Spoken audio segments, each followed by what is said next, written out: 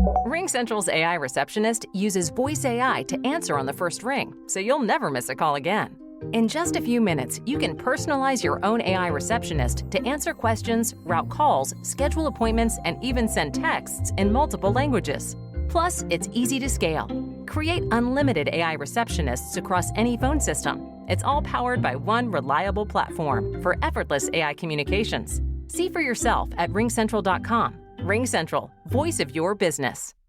Hey y'all, and welcome to another episode of the Millennial Management Podcast. I am your host, Brandy, the Millennial Manager, and today is Monday, bitch, inside of motherfucking Patreon. I hope y'all had a good ass weekend because my husband surprised me. We had us a wonderful weekend. We went to the New Edition, Tony Braxton, Boys to Men concert on Friday, and I got to wear my Grinch coochie. If you don't know what that is, go over to my Instagram so you can see what Grinch coochie looks like. It's so cute, guys. It's so cute. But we had a really good time, and then we went Saturday. Him and the kids, they went to the gym, the big kids, and then we took our youngest son to a jump park and let him run his energy out. And then Sunday, we got up, we went to the African American History Museum, the Charles H. Wright Museum in Detroit. So we did that, and then we went to a comedy show to hear more. So it was like a fun-filled weekend. And normally we try to do like one activity during the weekend and then we just kind of rest, but I was actually enjoying myself. It was really good. We do not normally do multiple activities like that, so that was really nice, actually. That we were able to get out the house multiple times. We try to do like one big thing with the kids and maybe one big thing with us if it's not a date night, or if it is a date night. And that was really nice, though. We did a lot, and I'm actually not exhausted, so that's really good. So today, y'all, I want to talk about respect in the workplace, okay? Now, I'm not necessarily talking about respect to a coworker because that's a different dynamic, but I'm talking about when you no longer respect the leadership, okay? It is often the quietest of the red flags as to why you should leave a organization, but it's the most lethal, meaning it's the most deadliest to you, I feel like, in your longevity in a space when you do not respect the captain of the ship. And there are several reasons why you could not respect the captain of the ship, but let's just talk about a few. Okay. Respect, guys, is an anchor in the workplace. It is essential and it is required to have a functional workspace. You have to have respect. You don't have to necessarily like them, but you must respect their competence, their integrity, the vision. And once that is gone, your work shifts from building something to surviving them.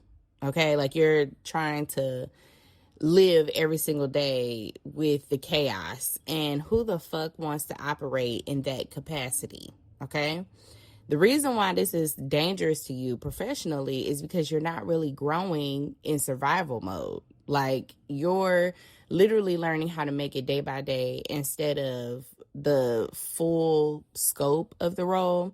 You're not really able to learn anything from this person because there's always a fucking fire or there's always some type of issue and this person cannot really handle it. The mirror effect is one of the ways that you know that you have been in this fucking situation for too long and you're starting to mirror some of the same behaviors that the manager or the leader has. And I want you to think about this like a math problem. You are literally the average of the people that you spend the most time with.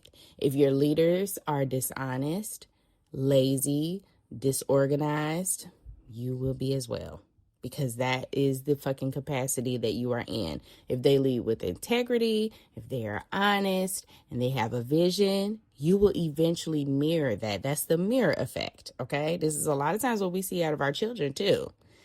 I know they hurt. I know. Okay, let's go back to the workplace because y'all ain't ready for that conversation. But you adopt their bad habits just to survive the environment. Just like I said in the beginning, you lose your own edge. Like your own skill and ability is lowered because excellence is not rewarded or modeled, okay? Because you are just like solving every fucking fire and not really creating an avenue where these fires don't happen in the first place. You feel embarrassed to tell people where you work, and that is terrible, okay? Not that you can't share where you work. You're embarrassed because either this place has a bad reputation and you don't even want to be fucking associated with this person or this place. Number 2 is the shield versus the sword, okay? A leader's primary job is to be a shield, protecting the team from chaos so that they can do their fucking jobs. If they are stressing about the chaos in the background, how the fuck are they supposed to focus on work? That is your leadership responsibility, okay? You keep the bullshit away from them, and then you bring them the parts that are intricate to how they do their job every single day. When the respect is gone, it's usually because the leader has turned into a sword, okay? Blaming everybody else for their own failures, throwing subordinates underneath the bus to save their fucking selves. So instead of you being a shield for your team and protecting them from the issues, RingCentral will completely transform the way you work. It gives you built-in AI across all your business conversations. Your phone system has an AI receptionist that answers calls 24/7. Your video meetings have AI that takes notes instantly. Even your contact center has AI, so you can help customers faster. It all comes together in one reliable platform for effortless AI communications. See for yourself at ringcentral.com. RingCentral, voice of your business. Not confronting them, okay? Protecting them from the chaos. You have then turned yourself, or this person has turned themselves into a sword as a weapon, okay? That is what the fuck a sword is, y'all, is a weapon. And you have turned yourself, or this person has turned themselves into this for their fucking team. So you start throwing people under the bus, taking credit for other people's work, micromanaging. Like you have literally seen this person evolve into this. They may have started off great, but somewhere down the line, they lost their way, okay? There's an archetype for respect loss. If your leadership fits any of these descriptions, your professional growth is likely at a dead end, okay? The hypocrite. Rules for thee and not for me. They demand 9 a.m. sharp, but roll in at motherfucking 11:30, okay? It destroys morale and creates a why should I care routine if this bitch don't care routine. You see what I'm saying? The incompetent, okay? They are promoted beyond their skill level and now make technical decisions that they don't understand. You end up doing their job plus yours while they take the fucking credit. The last archetype is the gaslighter. This bitch changes direction so frequently and then claim, I never said that. I never communicated that. That wasn't the direction that I think we should go in when things go wrong. It makes you doubt your own sanity. It makes you feel like you are incompetent. It makes you feel like you are not able to complete your daily tasks, your duties, do your job. And it makes you question your professional judgment. And in some situations, your morality is on the fucking line. If you value honesty, but your boss is a liar, what do you think you're going to have to do to cover up those fucking lies? If you value hard work, but the favorite, right, gets the bonus for doing absolutely nothing. They don't really do anything. They don't bring anything to the team, anything to the table. It isn't just like work stress. It is so crushing, and you will eventually disconnect and it will cause burnout. And the heavier the workload, the worse it is for you. Now, let's talk about the point of no return, okay? Meaning your ass cannot come back from this shit, bitch. Once you get to this level, you know you are at the fucking end. Would I ever want my boss's job? No. If the answer to that is no, then why are you on that path? Why are you under this person? Why are you the second to this person if you would never, ever want to do their job? Do I trust their word without a paper trail? I know the answer to that is hell no. Yeah. If you are working with somebody who is dishonest, they lack integrity, you better not ever take what the fuck they say without documentation. If they started a new company today, would you follow them? I guarantee you the answer to that is hell motherfucking no, bitch. I know that's the answer to that. So today, I want you to write a list. Yeah, we going old school today. Don't type nothing. Write it, bitch. Because sometimes when you write things, I feel like it triggers the thought process for you a little bit more than typing. I feel like writing things out makes things a lot more clear.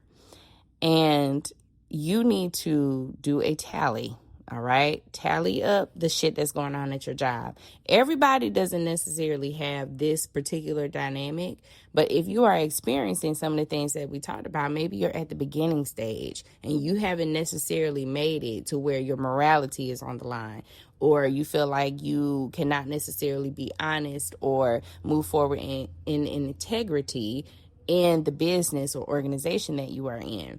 So if that is the case, bitch, you are on the path. That's why I said at the beginning that this is one of the quietest of the red flags of should you leave an organization.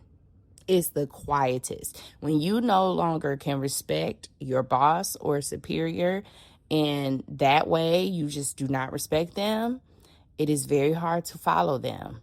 So you need to weigh out what we talked about today. You understand, bitch? Thank you very much. Now, y'all have a good motherfucking day. I am not doing any emails because this is enough work.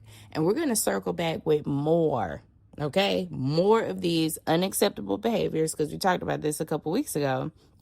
More unacceptable behaviors, but elaborating on some of these issues, because I did get a few emails about, can you talk about this? Can you talk about that one? And this one was a definite request. What do I do when I no longer respect my boss? And these are some of the signs that lead you to that area. And now it's okay, am I in the beginning stages of this, or where am I exactly?